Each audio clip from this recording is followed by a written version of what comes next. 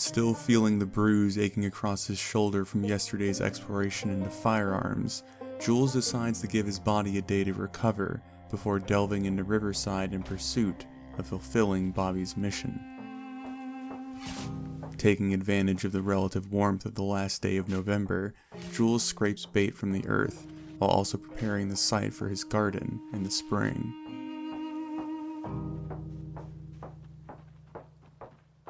Still endlessly grateful for the source of food he had established at Little Hope, Jules reflects back on the desperate slaughter he used to partake in just for a can of sardines. Now his body could be nourished with only the spilled blood of a handful of birds.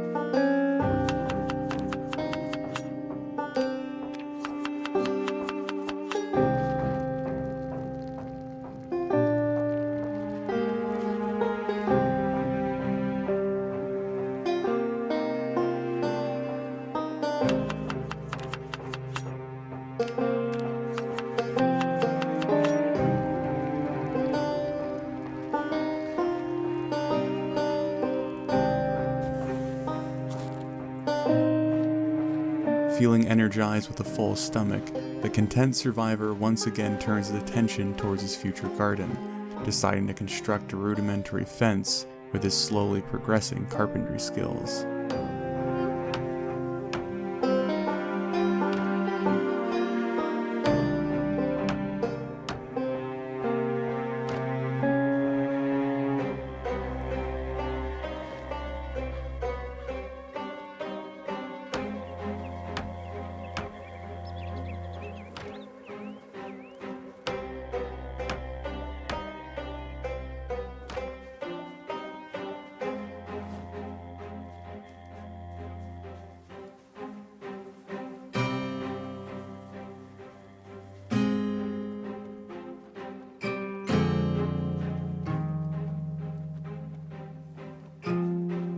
Preparing himself one last garlic roasted dinner as his day of recovery begins to wind down, Jules attempts to distract himself from an uneasy feeling beginning to creep in at the base of his heart.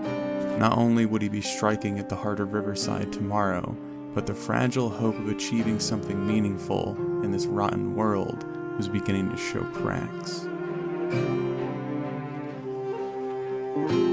Not wanting to entertain the idea of disappointment, Jules loses himself in yet another book before eventually drifting off into a restless sleep.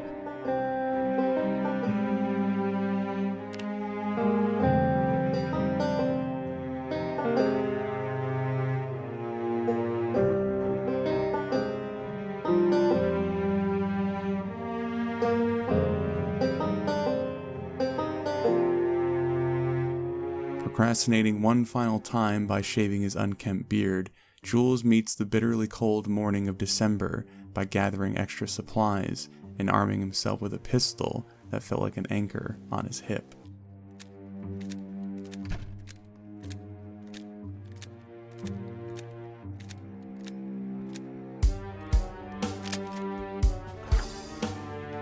Marking his destination on his map and stuffing his face with a final warm meal, Jules strides out into the harsh winds atop his hill and sets off from his sanctuary.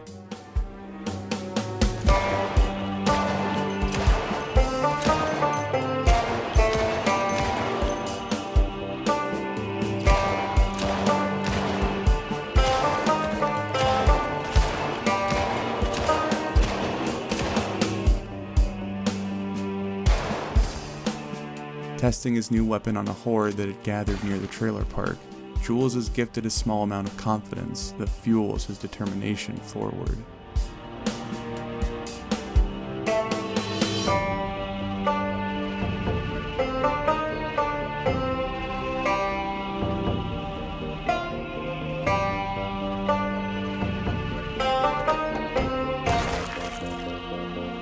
Witnessing a migration accumulating at the first intersection, Jules watches with a steely gaze as he fully acknowledges what he must do.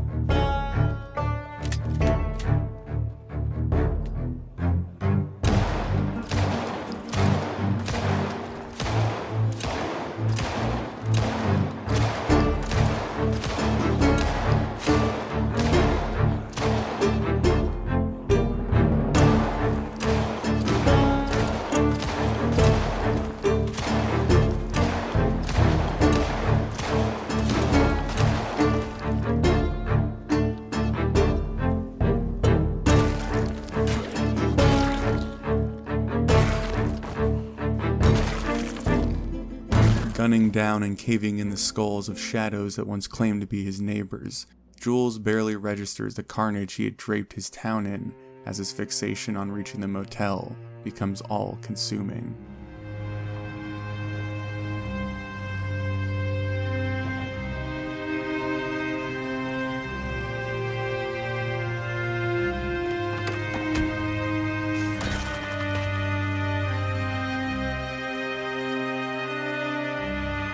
Picking at the corpse of Riverside as he slowly clears the streets of undead, Jules realizes that the familiarity he once held for this place had been tainted. Overgrown yards, shattered windows, and crumbling buildings distorted the memories that he held, leaving only an unrecognizable ghost town that Jules moved through like a wraith of death.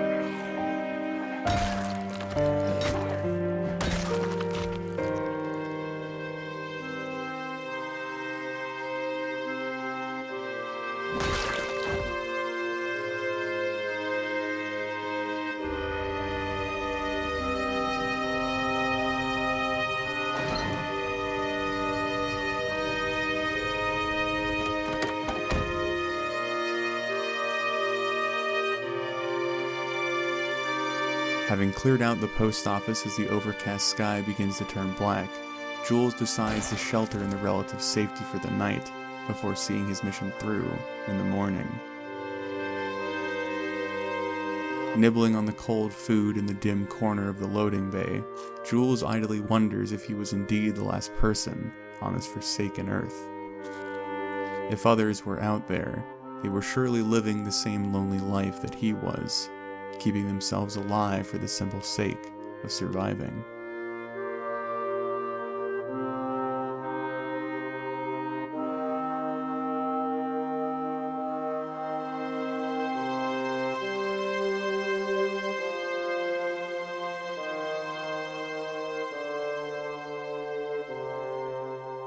Waking up before the sun to an uncomfortable pain in his neck, Jules shivers gently at the cold creeping through the building before he warms up his muscles by exploring the storage room at the end of the hall. Greeted with another large supply of literature and books, Jules' ravenous mind delights at the thought of rescuing them, but first must see his initial task through.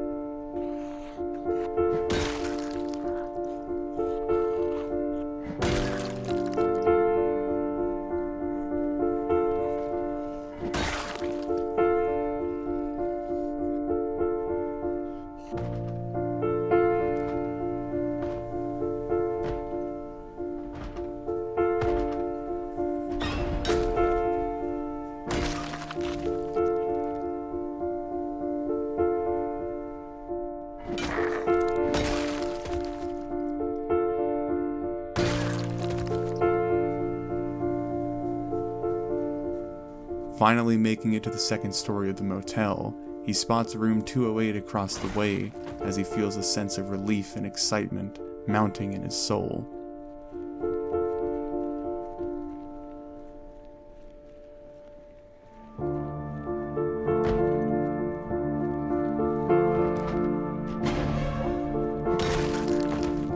Pulling open the door and quickly dispatching the lurking undead that lunge towards him, Jules' mind already begins to unravel as he is faced with the fact that the room is already occupied by an infected couple. Unable to let go of the fantasy he had built up in his head, he clears the cold room before desperately examining the pair with a closer look.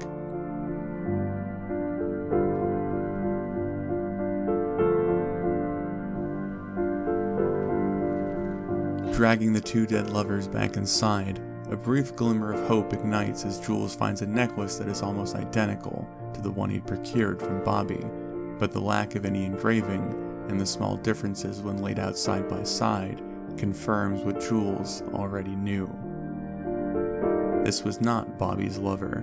This was not the righteous mission Jules had clung to for purpose. This was simply another tragic story amongst the mountainous pile that had accumulated in this hellish world.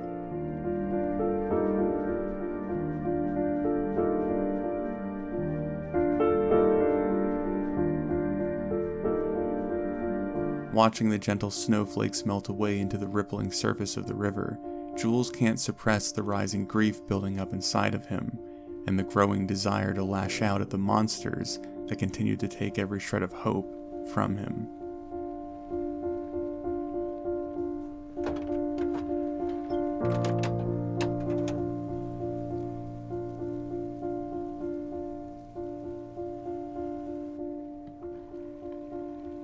Convincing himself he would load up the books he had discovered and make his way back to Little Hope, Jules eventually succumbs to the fury blazing within his heart and becomes a victim of mindless rage.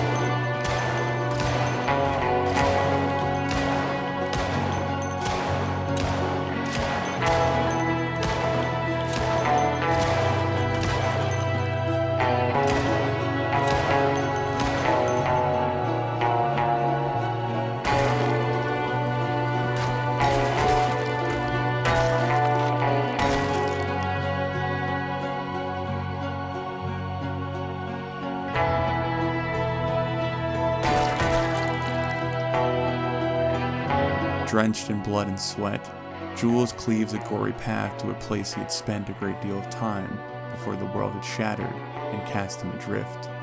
Scanning over the quiet and undisturbed shelves of the bookstore, Jules doesn't dare to soil the many volumes with his crimson hands, as the peaceful bubble highlights the monster he had become.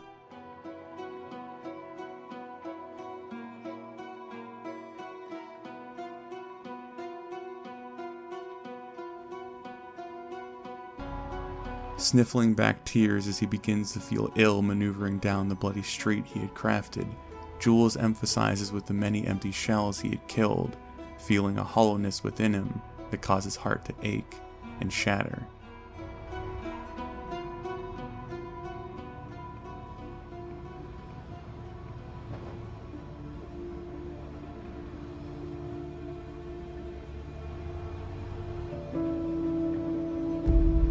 Robotically steering his new ride through the darkness that had descended upon him, the broken survivor makes his way back towards Little Hope as his mind frantically tries to justify all that had happened.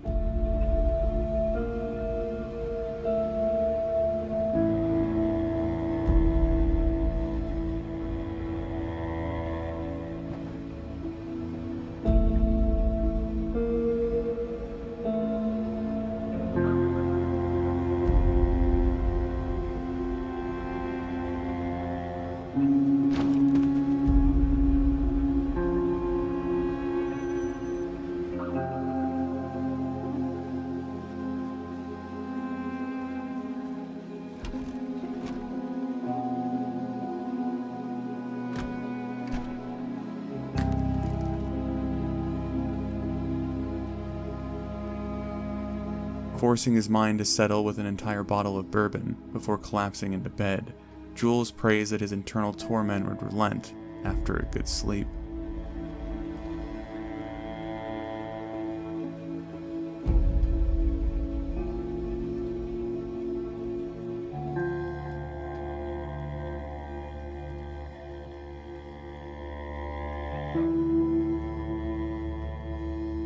Still haunted by the day prior as he wakes up late in the morning, Jules tries uselessly to wash away the sins that plagued him, but was only rewarded with murky water and drenched clothing.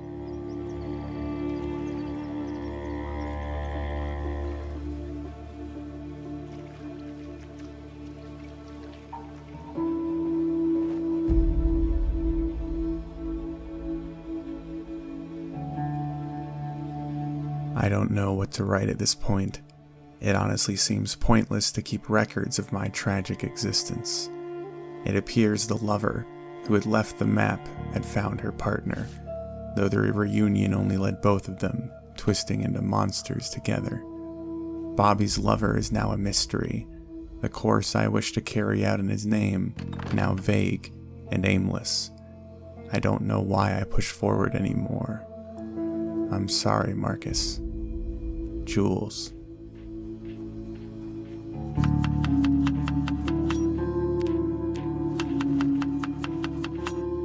Mindlessly going through the motions as he struggles to latch onto a reason to continue, Jules phases through the rest of his day in a haze before both his mind and body draw him back towards a troubled slumber.